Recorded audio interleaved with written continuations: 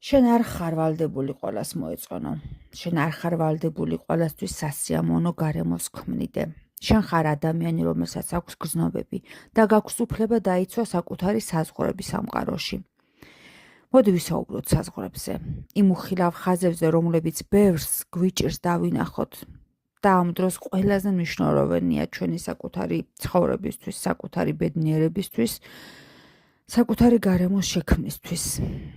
შვიდი გარემოს შექმნისთვის. რატომ გვიჭირს არას თქმა? რატომ კარგად ხშირად საკუთარ თავს, როცა შეგვიძლია ერთი არას თქმით, საკუთარი დისკომფორტი არ შევქმნათ? როცა ბავშვები ვიყავით, გვასწავლდნენ, რომ კარგი ადამიანი ყოველთვის ეხმარება სხვებს, ყოველთვის ითვალისწინებს სხვების აზრს, რომ უნდა გაუგოს სხვას, უნდა მოითმინო, არ უნდა გაანაწყენოს სხვები და ნელ-ნელა ვისწავლოთ, რომ სხვისი გრძნობები უფრო მნიშვნელოვანია ვიდრე ჩვენი. ნელ-ნელა შევეჩიროთ, რომ კმაყოფილები ვართ მაშინ, როცა სხვების ნებას ვასრულებთ, მათ ვუქმნით კომფორტს და ამით კომპლიმენტს ან შექებას თუ დავიმსახურებთ, ხო საერთოდ ესაა ბედნიერება, რატომღაც ასე გგონია. რამდენჯერ თქვი კი, როცა გულში გინდოდა გეთქვა არა. და ეს კი, თითქოს არაფერია, მაგრამ თითოეული ასეთი კი ნელ-ნელა გაშორებს საკუთარ სურვილებს. და როცა ხშირად უარს ამბობ საკუთარ სურვილებზე, მთელი სხეული იწყებს ჩუმად წუწუნს. იწყება შფოთვა, გაღიზიანება, დაღლილობა. ეს არის შენი შინაგანი ხმა, რომელიც გეუბნება, გეყო მე აქ ვარ, გთხოვ დამიცავი და შემიმჩნიე. როცა შენ გიყვარს ადამიანი, არ უნდა დაკარგო საკუთარი თავი მის სიყვარულში. როცა შენ ზრუნავს სხვაზე, ეს არ ნიშნავს, რომ საკუთარ თავს უნდა უღალატო. შენ შეგიძლია თქვა არა და მაინც გქონდეს ამ ადამიანის მიმართ სიყვარული. შენ შეგიძლია დაიცვა შენი საზღვრები, მაგრამ არ გაწყვიტო ურთიერთობა ამ ადამიანთან და არ აღმართო კედელი. ნამდვილი სიყვარულის საზღვრებს არ არღვევს. ის მათ პატივს ცემს. ყური მიუგდე შენ სხეულს. შეამჩნიე, როგორ რეაგირებს ის მაშინ, როცა რაღაცას არ ეთანხმები, მაგრამ მაინც თანხმდები. როგორი დაძაბულობაა შენში, თუნდაც შეიძლება გიჭირდეს ზოგჯერ თავის ტკივილი, უხასიათობა. ეს სიგნალია, რომ შენი საზღვრები ირღვევა და ეს არ ნიშნავს, რომ სხვა ცუდია. უბრალოდ შენ ახლა გჭირდება საკუთარი ენერგიის დაცვა. და როგორც კი იწყებს შენ საკუთარი თავის მოსმენას, იმის კეთებას თუ რა გინდა შენ და არა შენს გარემოს, მაშინვე დანაშაულის გრძნობა მოდის.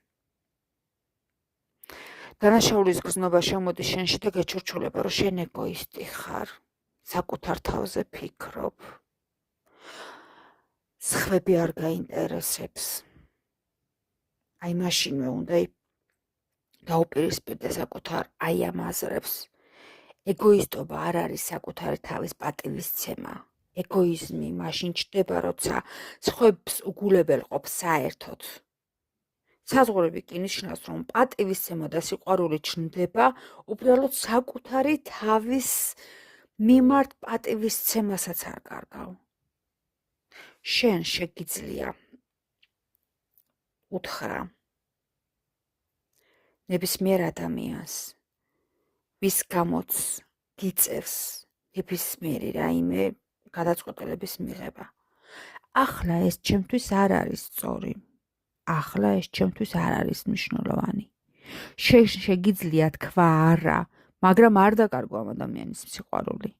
შეეცადე დღეს იპოვო ერთი სიტუაცია, სადაც შენ იგრძნობ, რომ გინდა უარი თქვა, მაგრამ იკავებ თავს, გულში ჩუმად უთხარი საკუთარ თავს. მე მაქვს უფლება დავიცვა ჩემი საზღვრები. შეიგრძნე როგორი სიმშვიდე მოდის ამ დროს საკუთარ სხეულში. ხმა, რომელიც შენ გააჩუმე, იწყებს ლაპარაკს. ის ისევ იღვიძებს და გიბრუნდება. შენ არავის არ აკლებ არაფერს, შენ უბრალოდ საკუთარ თავს უბრუნებ იმას, რაც ყოველთვის შენ გეკუთვნოდა. საზღვრები არ აშორებს ადამიანებს ერთმანეთს. ისინი ქმნიან სივრცეს, სადაც ჩნდება ნამდვილი კავშირი. სადაც შენ ხარ შენ, ის არის ის და ერთმანეთთან ახლოს ხართ ისევ.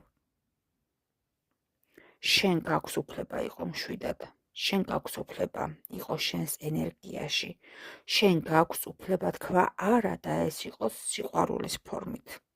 და როცა ამას აკეთებ, შენ საბოლოოდ აცნობიერებ, შენ აღარ გჭირდება სხვების თანხმობა, რადგან შენ უკვე ეთანხმები საკუთარ თავს. და სულ ერთია ისინი, რას იტყვიან. ეს არის შენი საზღვარი, შენი სიმშვიდე, შენი შინაგანი სიყვარული საკუთარი თავის მიმართ. შეიყვარე ჯერ საკუთარი თავი, შემდეგ გარემო თავად დაიწყებს ჰარმონიით და სიყვარულით ცვლას შენს ირგვლივ. ჯერ შენ თვითონ აღმოაჩინე საზღვრები და მიიღე ის სიყვარულით და შემდგომ სხვებიც მიიღებენ სიყვარულით შენს საზღვრებს.